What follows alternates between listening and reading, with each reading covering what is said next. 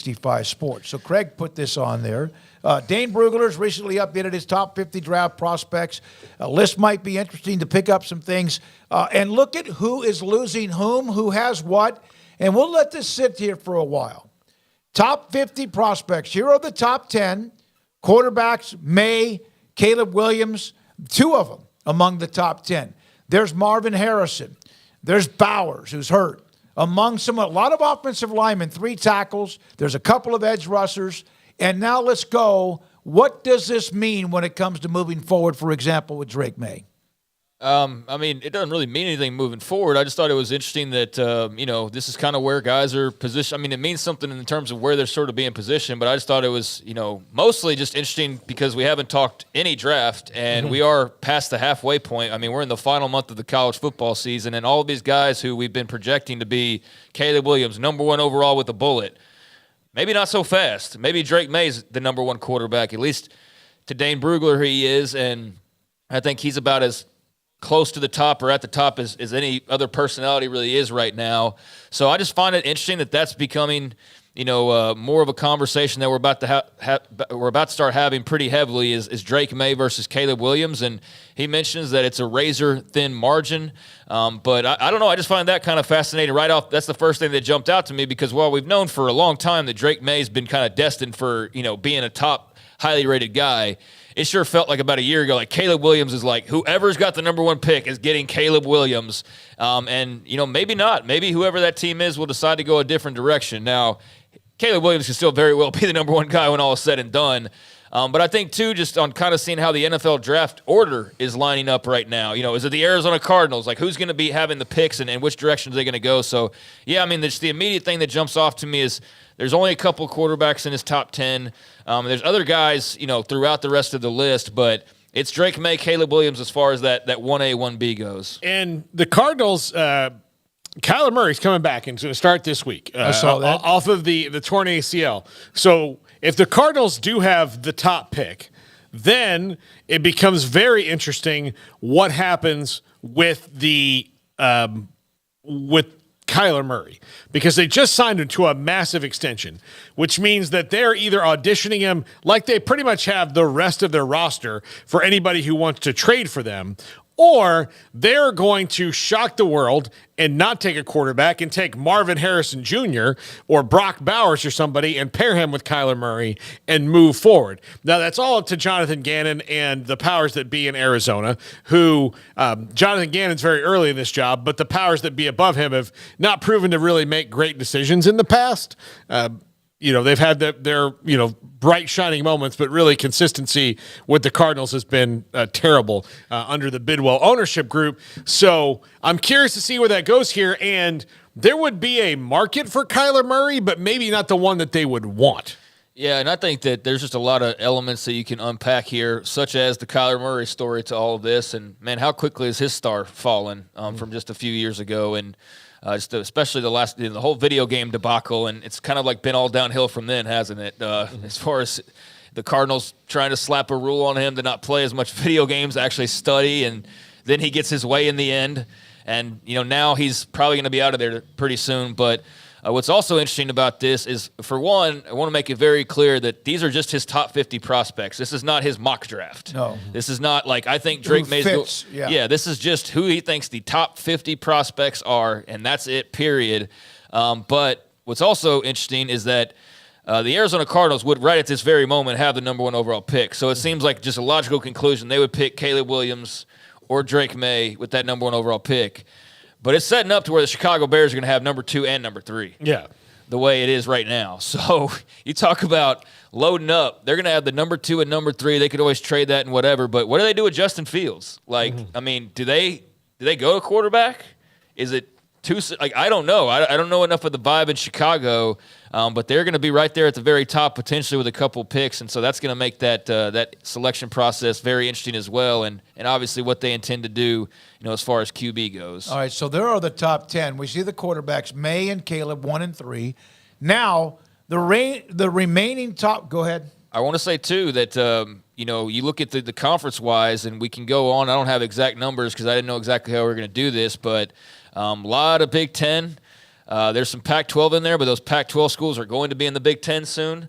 ACC now, Florida State started to bump up a little bit, starting to get a bit more in there, obviously with May too, but also Keon Coleman.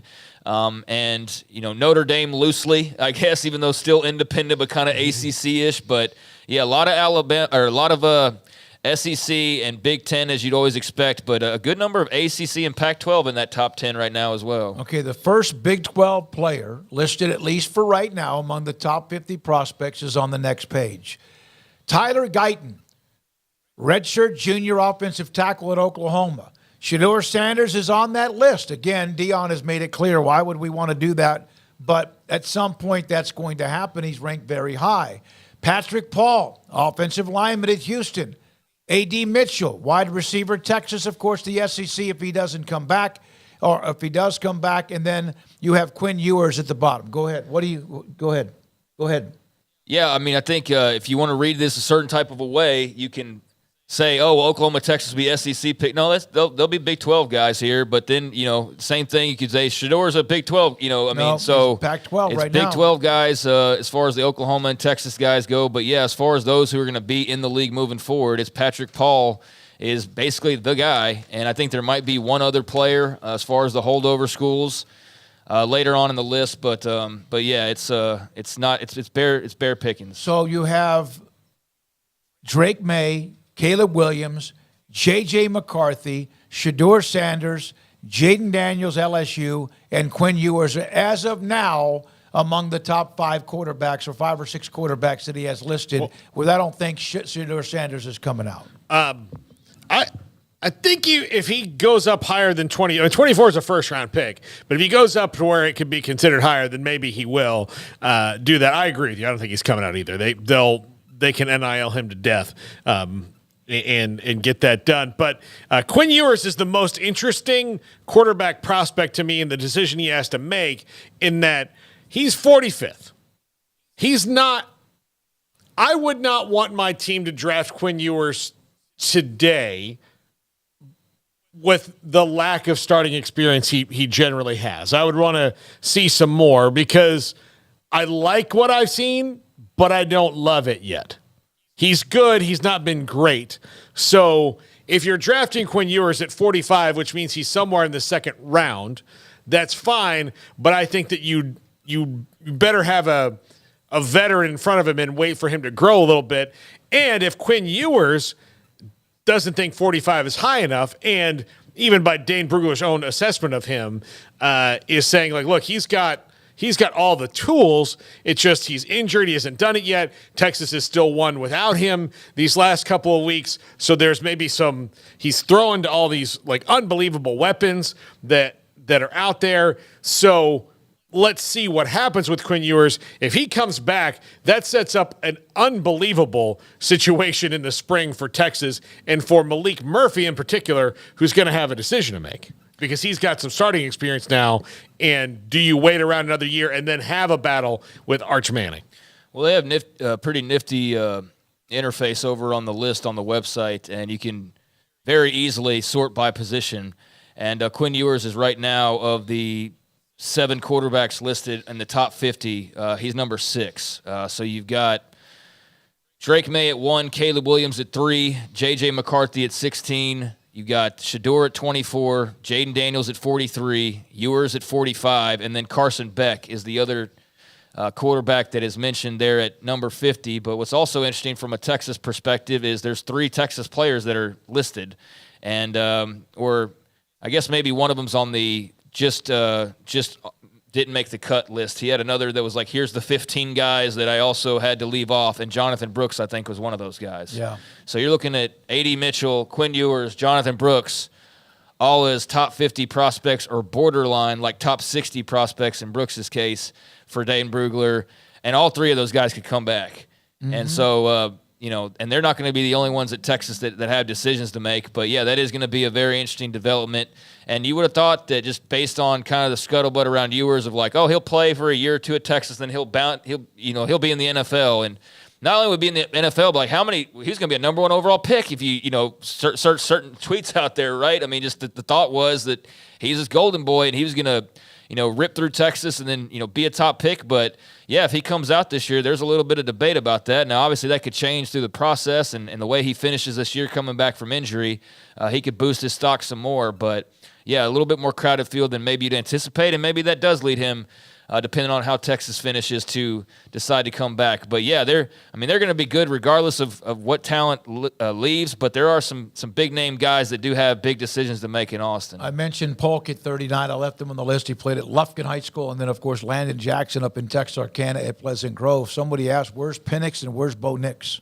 Yeah, not in the top 50 prospects. Yeah, not in the top 50. We're talking the NFL now. That doesn't mean they won't move up, especially a quarterback. People could fall in love with Ewers, and the next thing you know, you have 4 or 5 quarterbacks go in the first round. That's always the possibility. But there you are with those particular names. I picked the top 10 because we did, and then also a few notables. There are many others on that list we didn't mention, but those are some of them. Yeah, there's a lot you can look at with that. You can look at just how lopsided it is in favor of the SEC and the Big Ten, and then to a slightly lesser extent the ACC. But the Pac-12's got a really healthy year, and the Big 12 just, you can try to look at it a few different ways. Just look at it for the guys that might be there next year, or look at it, include the Oklahoma, Texas, which you do. They're Big 12 players, and if they leave this year, they left as Big 12 players, but kind of slim pickings besides Patrick Paul there as the offensive tackle at Houston.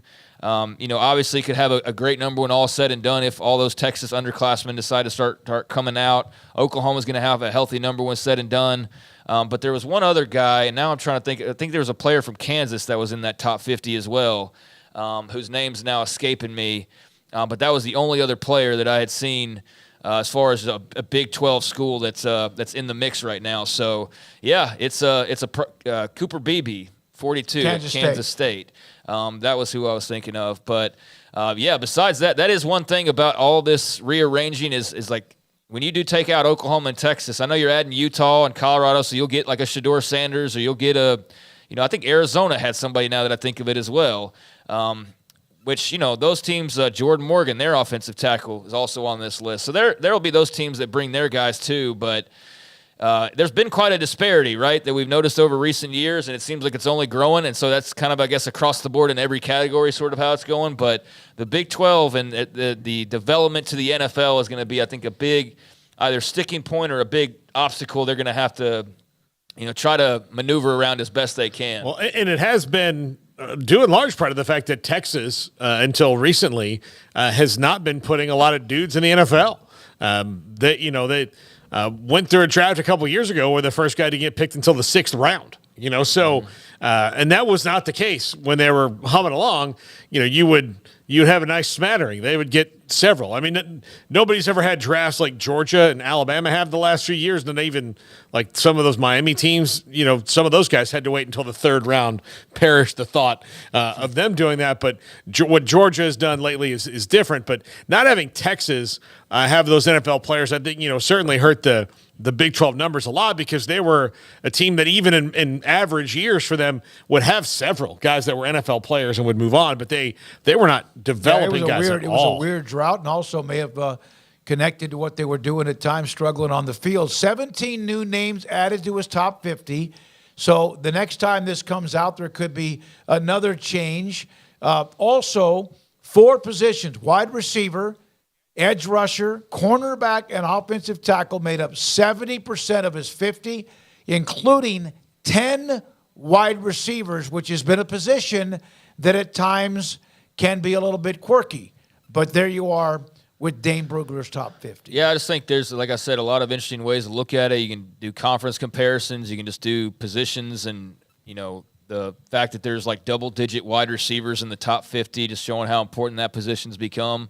Or you can look at it, any other number of ways, and it's going to shift and change as we go along in the process. But, we are close to the end of the season now, and we've seen these guys play 3/4 of their seniors or junior years or redshirt sophomore years, their last years of eligibility. And so it's time to kind of glance back at that.